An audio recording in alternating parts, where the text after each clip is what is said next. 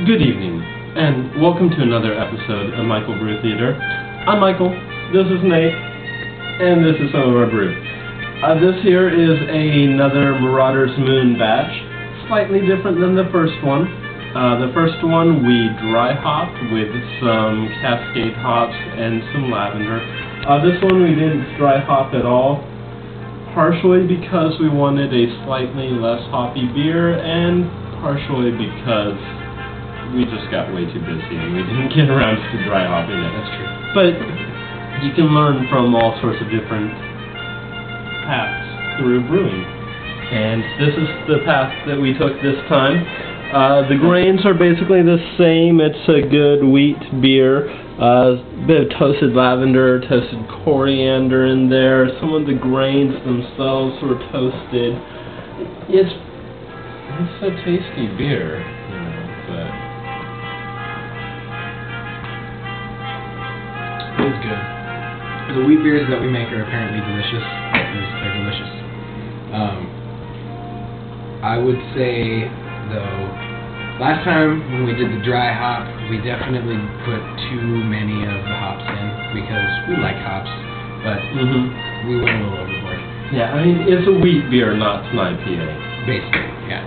But since we failed to dry hop at all this time, there's no extra lavender in here, which it needs. I think this is a good beer, still delicious, but it needs the extra lavender, and it does need a few of the Cascade hops.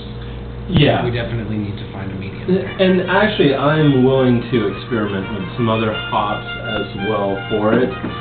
Actually, if you've got any suggestions for hops that would be good in a wheat beer, go ahead and comment on the video. Maybe we'll brew up a batch and give it a try.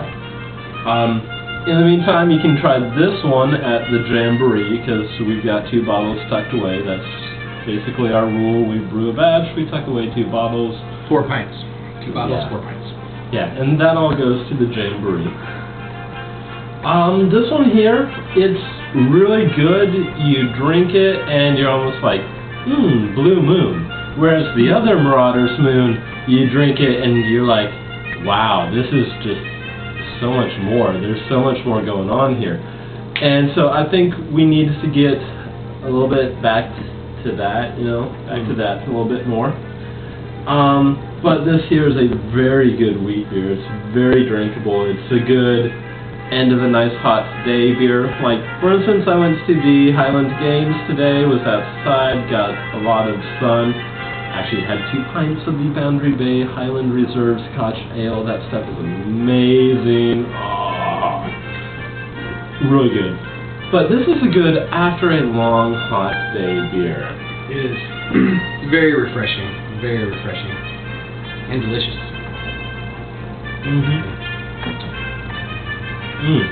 Just crisp, good mouthfeel to it, good color, just enough body to it. Oh yeah, that's good beer.